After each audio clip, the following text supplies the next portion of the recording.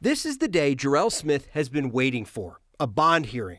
The charges against him are serious. He's accused of helping plot a murder back in October of 2021 outside this King Soopers distribution facility in Aurora, where he worked at the time.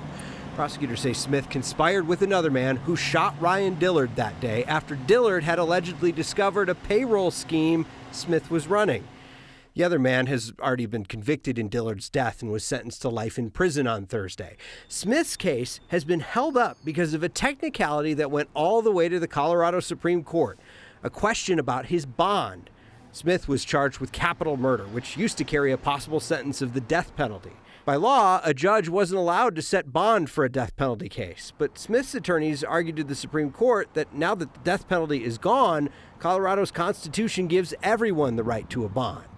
Ian Farrell is a law professor at DU. In fact, the idea behind even having a bond when someone is let out of pretrial detention is not really to do with whether they're going to be, say, a danger to society.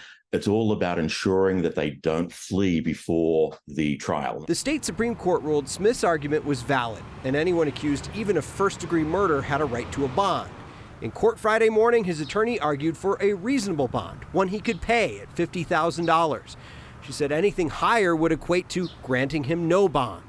The prosecution wanted it set at $2 million, warning of his potential danger to the community and flight risk facing a possible life sentence. Though he finally got his bond hearing, he didn't get the bond he wanted. The judge set it at $1 million. There's been a flurry of very large bonds being given, which are the effective or de facto equivalent of not giving a bond at all. So the spirit of this understanding that the no bond rule doesn't apply to non-capital cases, I don't think is being honored.